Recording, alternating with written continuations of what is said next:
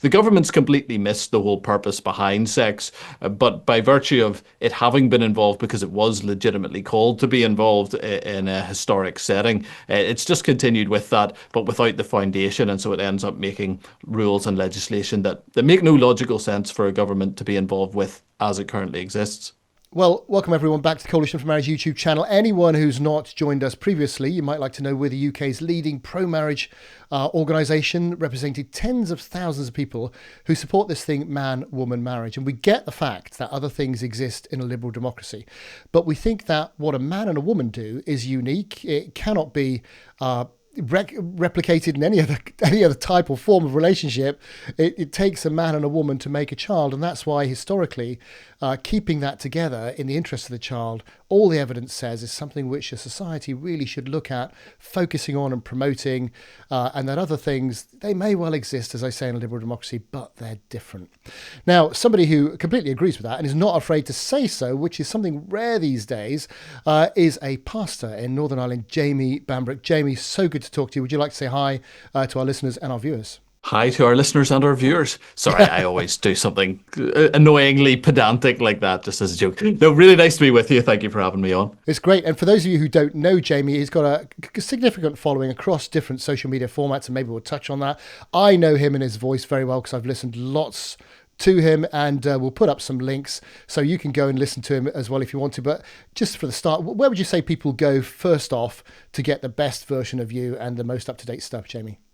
Yeah, if they just put my name into YouTube, that's my primary platform and the one that I care most about. So I put everything up there. I'm regularly tweeting again under my own name on X, so they can check that out. I also have Instagram and TikTok. They are sort of smaller, and I am not super regular on updating those, but welcome. If you're on those platforms and that's your platform of choice, feel free to follow me on there.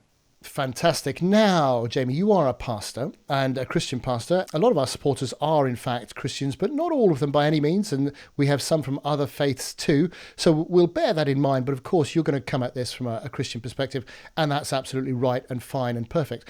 The first subject I wanted to deal with and to get your reaction on, Jamie, is the news that at the time of recording last week, the UK government announced that it's going to give for free the morning after pill to children, girls as young as 13 and anybody over who wants it.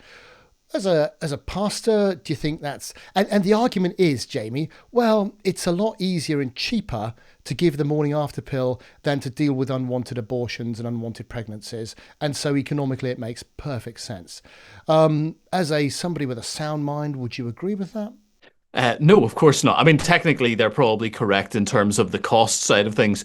The fact is that if it were cheaper to eradicate tens of thousands or millions of people in the UK, that still wouldn't be worth doing so. So, there's a cost analysis that they're putting in there, but what they're failing to put in there is a number of things. I think actually the first one that comes to mind, which might be a slightly surprising choice, but I think it ties into the overall theme of the discussion that we're having, is that the government very much has put itself in the place of the family in the United Kingdom. So the government has taken up the role of what used to be the role of parents and of family networks to give moral guidance and guidance on issues like these to young children, and of course would have to bear the cost of that. Now, that's setting aside the morality of the morning after pill itself, just focusing in on that for a little second. We do have a government that seems to know absolutely no limits to its power and seems to have no bounds that it is not willing to overstep. And this is, I think, particularly concerning for even non-Christians and even people that might disagree with this from a moral perspective, the Christian moral stance on it, who maybe don't hold to that. We should be very concerned whenever the government says that the rights of parents or the perspectives of parents are not important, or they can be infringed, they can be overlooked, and the government is happy to step in and do the parent's role for them. So this will bleed into other areas such as that of, transgender affirmation, as we see in many states in the United States, for instance, where, for instance, Colorado recently passed a law that if parents don't affirm a transgender transition of their child, the state will come in and remove their children from them. So It's part of a government that really views itself as God. And I think that that is not surprising as well from a Christian perspective, that when you remove God from a society, you do not get a neutral society, and you do not get some sort of, you could get what might be technically called a secular society, but in every secular society, the government itself becomes God. And the government has taken upon itself this role of saying, do you know what? We will decide what young children, which is what we're talking about here, 13-year-old girls are very, very young. We will decide what they can do and cannot do, and we'll do so based off of our own whims and no higher standard, even the standard of the family itself. So that'll be point one. Point two is that, of course, from a Christian perspective, and I think not just actually from a Christian perspective, but from a logical and biological and a philosophical foundation, yes, saying very much so as a Christian as well.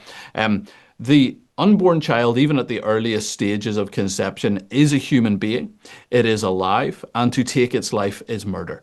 There are four differences, and sorry for being long-winded, but it's probably helpful for listeners, if they don't know this, to know the differences between a child at the earliest stages of conception and any, let's say, human being after the point of birth. The only four differences are these. Number one, size. That does not add value to someone's life, whether they are bigger or smaller. So therefore, that should not be a factor in whether we can take the life of this newly conceived child. Number two would be the level of development. So yes, a child is less developed in the womb, but they're also less developed the whole way through their childhood years. That doesn't mean that we can take their life. The third one would be environment. So the child is in the womb, but similarly, when you're outside of the womb, you can be in many different environments, and nonetheless, you do not have a lesser right to life. And then finally, it's a degree of dependence. And yes, children in the womb are, of course, completely dependent on their mothers. Children outside of the womb are also completely dependent on others for survival. The elderly are also very dependent. People with disabilities are very dependent. We do not consider their lives something to be easily tossed away, as our government implies that it is willing to do, or is saying quite openly, actually, that it is willing to do when it passes legislation such as this. Yeah, and assisted dying, which is like, yeah, absolutely. Actually, at both ends, you're quite right. Very valid points. Almost sounds like you shared those points on a campus in the not too distant past, but and good for you for doing so. And it kind of, from our point of view, I mean, it belies all sorts of other things going on in society around sexually transmitted infections and all sorts of things like that which are going on, and the trivializing of sex, and that kids are taught, well, the only thing that matters around sex is this issue of consent, which children as young as 13 cannot understand the impact on their future lives of having sex now, let alone the stats around divorce rates if you've had even one other partner before you're married, etc., etc. But I'm curious what your view is in terms of, so we've as a society, we've removed sex from marriage. When we had the same-sex marriage legislation, because there was no predefined same-sex sexual act, we basically lost the issue of consummation. We lost the issue of adultery. Those sorts of things are now gone. So marriage is about, from a government's point of view, a piece of paper, a record of who really, really likes who. And you've got to ask, why would a government be interested in those sorts of things? What's your view as a minister, as a wise head on shoulders, in terms of the actual value to society of marriage, and why aren't people recognizing that these days? So I think it goes back even slightly further than the idea of removing sex from marriage. And actually, I think it goes even back to removing sex from reproduction, that sex has become a leisure activity and has become sort of something that anyone can do just for fun. The message that it sends to people and just our ideas around sex have become completely warped, where everybody knew that this thing produced babies and that was the primary purpose of it. And now suddenly we think, oh, that's just an incidental that may happen and should only ever happen. You have a right to have sex without reproducing children, and you go, well, that actually was never the purpose of sex, and no one ever viewed it that way. But sidestepping that for just a moment, it's very, very clear that in the future of society, there is a reason, I would say, why governments should be interested in sex. and should be interested in marriage. And that's because the future of society does depend on sex and marriage. If we want to be here in a generation's time, there will need to be a generation.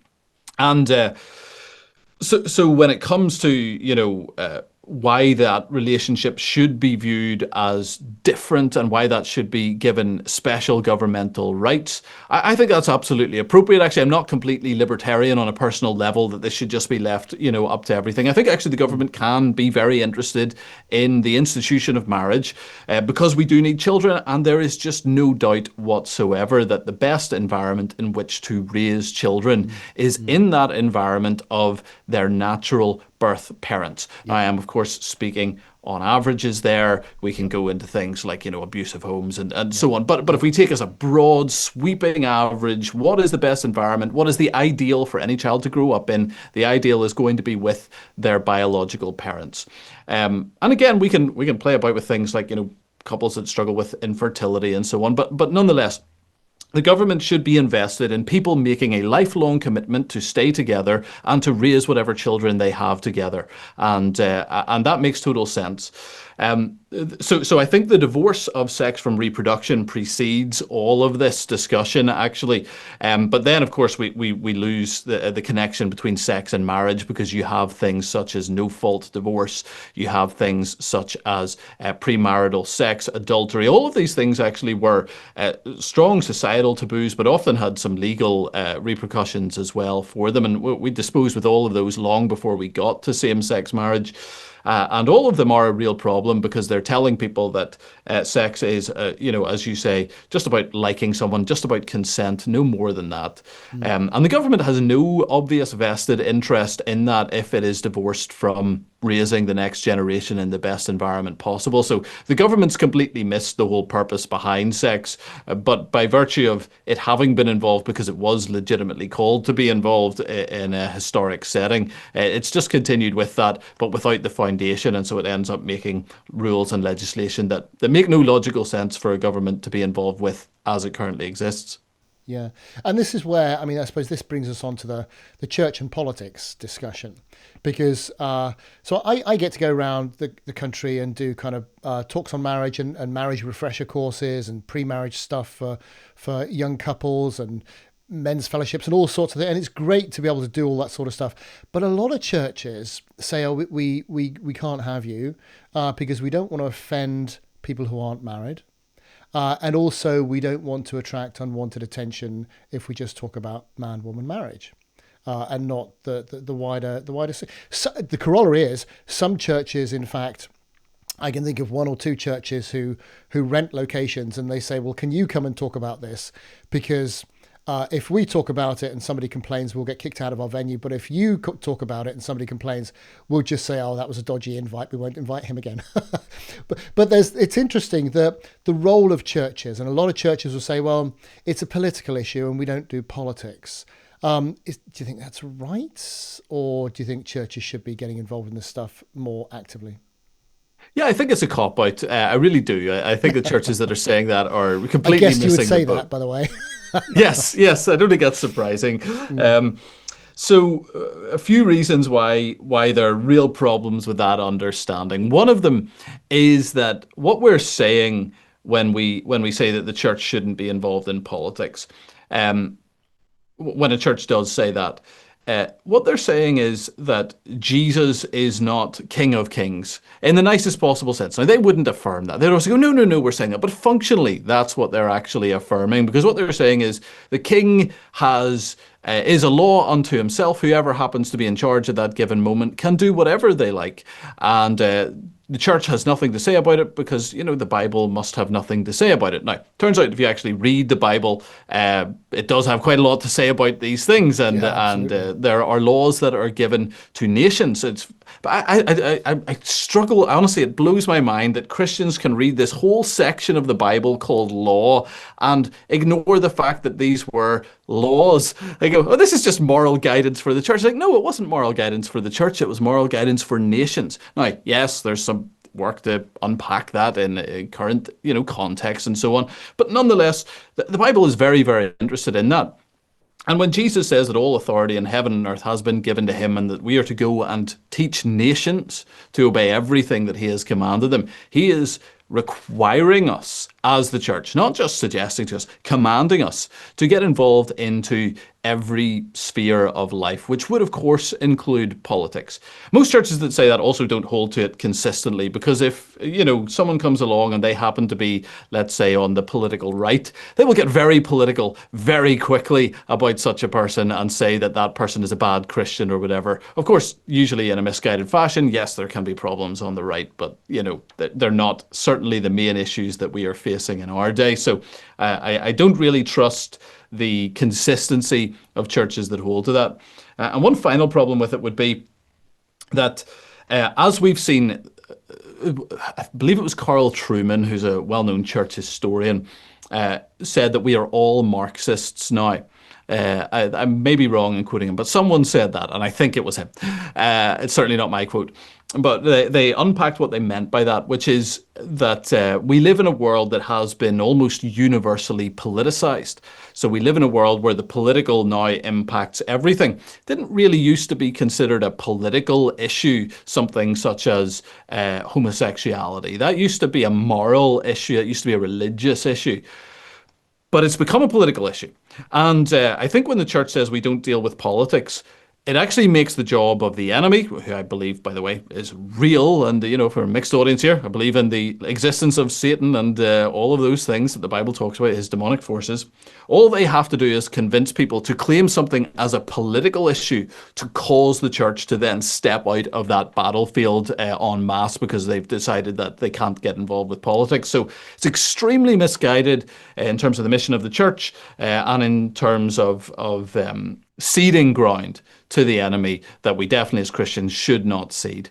Absolutely true. And it's similarly with you mentioned abortion earlier on. It's not our wheelhouse, if you like, but the idea that many churches have mentioned abortion recently because of the proposed legislation of abortion up to birth, etc., etc. But then, but where were you in the last 50 years? When in fact, the abortion kind of progressed along its route to 10 million and nobody was saying anything. I've been going to church for 40 years. I don't recall anybody ever mentioning abortion before this year. And you think, well, that's, there's a degree to which if you're going to be salt and light, the pastors need to help their congregations understand what that means in the real world and how to stop the rate of decay. And that's very, very much about politics, I would have thought. But what do you think about, just touching on another side issue, so how should Christians look on getting involved in politics, in your opinion? The idea of whatever Christian nationalism is, what that means, in your view, what should Christians' view on participation be? Yeah, I think, so a couple of things. Number one, I do think it's very important that churches, or that Christians rather, get involved in the political sphere. Now, I think we can put that very, very broadly. I actually preached on this, and I've not heard anyone preach on this before about, Christian from a Sunday on a Sunday service, but I did so around the time of the US elections. It was in people's minds. I thought, give a few thoughts on politics. And I would define it very broadly, actually. I kind of defined it this way. Anywhere where you are involved in policy making, you are being political. And Christians should want organizations, local councils. We can think about school boards. You can think about even voluntary organizations that have some formal, code of bylaws, let's say, for instance, local football clubs, things like that.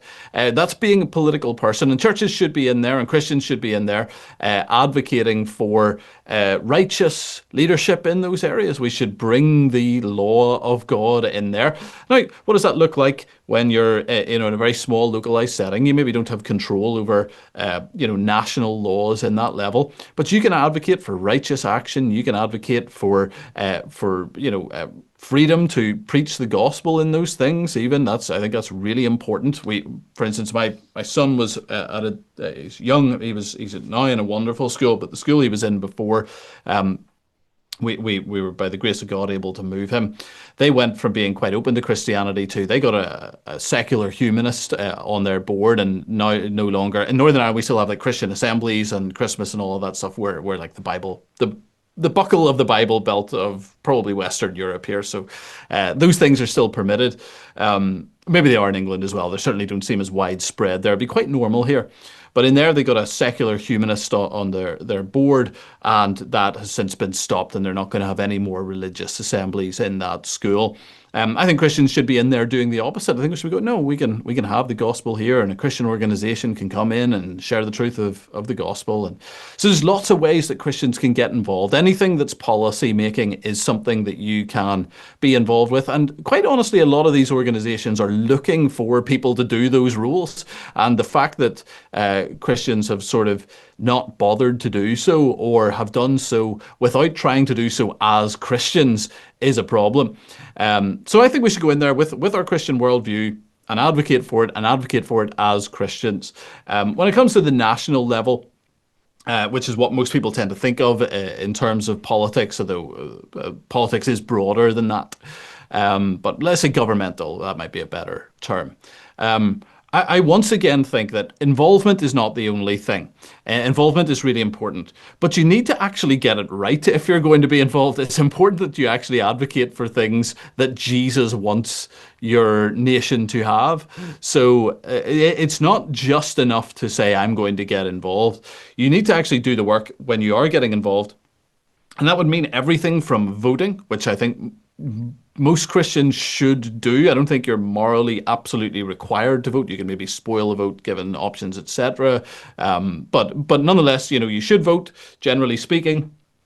The whole way up to if you're the prime minister or the president or king of the world, whatever happens with our political system going forward, you should be endeavoring to do so as a Christian and follow Jesus in that area. And we should, as Christians, be advocating for the laws and the blessings of God in those areas, and once again doing so as Christians explicitly because we are Christians, and not pretending to be secularists, not saying that we're doing this from another standpoint, but just say, look, we're Christians. Here's what we believe. We think these are good laws. We should therefore pass them. I think that's very straightforward. I don't think it's controversial. For some reason these days it is controversial, but it certainly shouldn't be. Great. Well, listen, Jamie, no wonder you've got such a good following online. We'll put up some links as well so people can come and follow you on YouTube and Twitter. You're very active on there, X as it is now. Recommend that people do look you up. Thank you very much. Really useful comments. Hopefully other pastors will listen in and take some hints and tips as well, and maybe be a bit more braver. It is a requirement to be brave, because you will face criticism. It's just one of those things. But as Christ said, if they hate you, well, they hated me first. And that's just one of those things. Jamie, thank you so much for your time. Hope you'll come back and join us before too long. Keep up the great work. Thanks so much for having me. Pleasure to be here.